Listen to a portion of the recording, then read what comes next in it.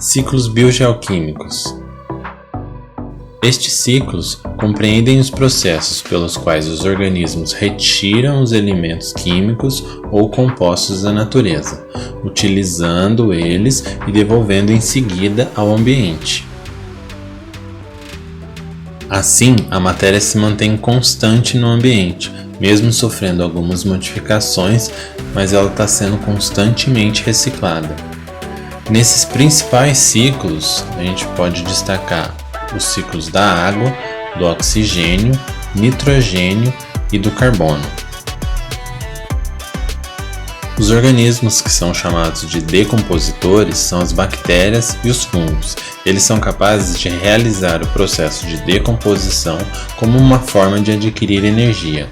Existem os decompositores aeróbios, que necessitam do oxigênio para realizar as suas atividades, e os anaeróbios, que são os que não necessitam do oxigênio.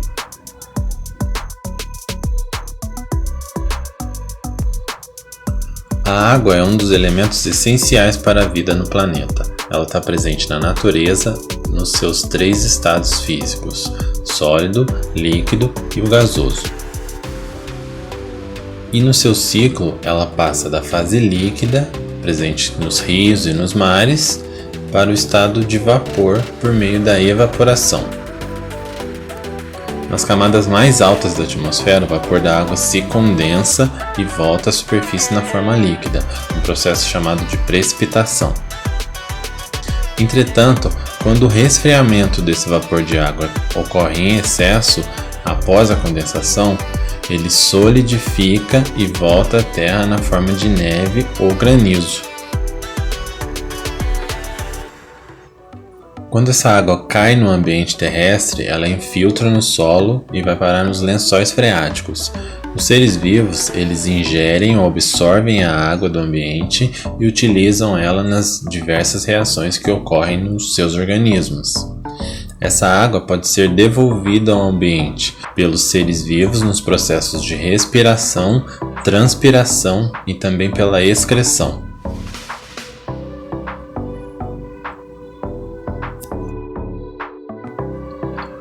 O ciclo do carbono pode ser dividido em biológico e geológico. O ciclo biológico do carbono acontece pela fotossíntese, onde os organismos autotróficos assimilam os seus compostos carbonatos, transformando eles em matéria orgânica, e depois transferindo aos organismos heterotróficos por meio da cadeia alimentar. Os organismos que realizam a quimiossíntese também utilizam o carbono para a produção dos compostos orgânicos. O carbono então retorna ao ambiente na forma de dióxido de carbono, pelos seres vivos em processos de respiração e decomposição. O homem anda contribuindo com o aumento do CO2 na natureza por meio das suas ações como desmatamento, queimadas e o uso de combustíveis fósseis. O ciclo geológico do carbono acontece pela difusão, onde ocorre a troca do CO2 entre a hidrosfera e a atmosfera até que se obtenha um equilíbrio entre esses dois meios. O CO2 presente na atmosfera pode se dissolver na chuva e produzir uma substância ácida que vai atuar erodindo as rochas, liberando no meio íons cálcio e bicarbonatos.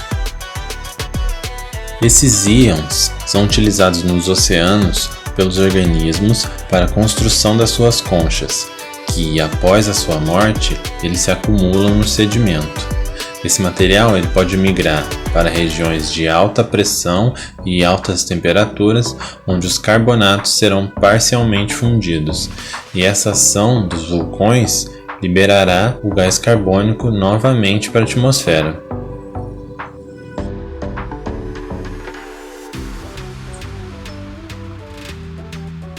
No ciclo do oxigênio, a principal forma de produção do oxigênio é pelo processo de fotossíntese, que é realizado pelos organismos autotróficos fotossintetizantes, como as plantas e as algas.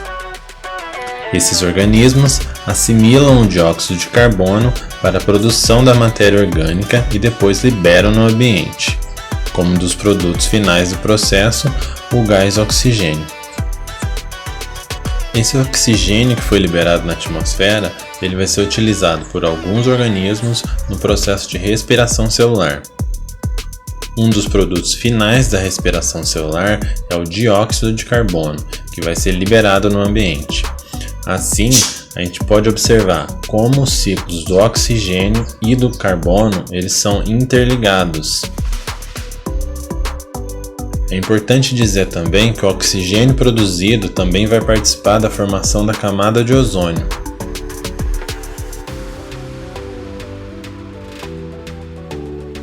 O nitrogênio ele está presente nas moléculas dos aminoácidos, que são constituintes das proteínas.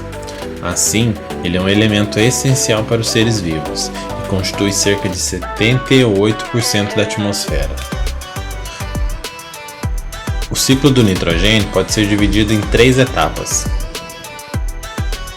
O processo de fixação corresponde à retirada do nitrogênio da atmosfera e depois a transformação dele em amônia, que será assimilada pelos seres vivos.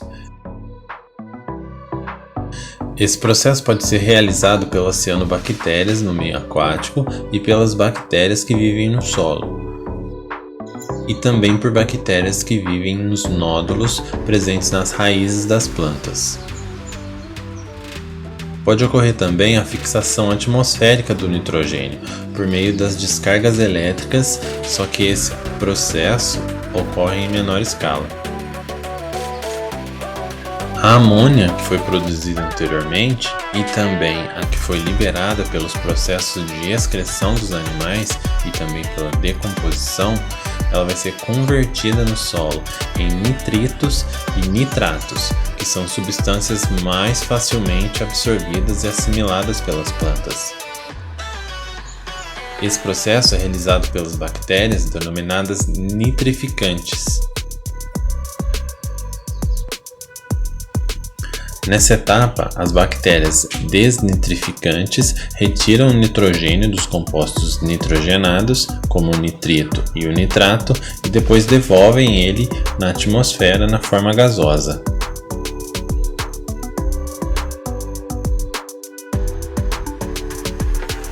O fósforo é um importante elemento para os seres vivos. Ele participa da composição dos ácidos nucleicos, do ATP e também dos fosfolipídios, além de fazer parte da constituição dos dentes e dos ossos desses animais. Esse mineral é encontrado na natureza na forma de íon fosfato e é conseguido através da dissolução das rochas. Esses íons ficam disponíveis no solo e na água e assim as plantas absorvem ele para ser utilizado em suas sínteses.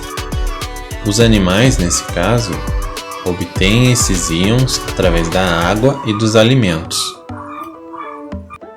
O fósforo vai ser devolvido ao ambiente por meio de organismos decompositores, que degradam a matéria orgânica vinda da excreção ou da morte de plantas e animais. Uma parte desse fósforo é reciclado no próprio ecossistema, entre as plantas, o solo, os consumidores e os decompositores.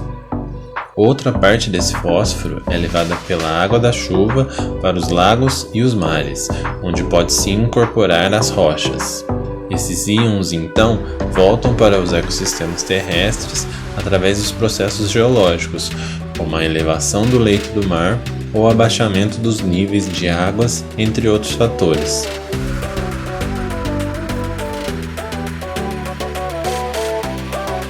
O enxofre entra na cadeia alimentar por meio das plantas, que absorvem de vários compostos para utilizá-la na produção de aminoácidos.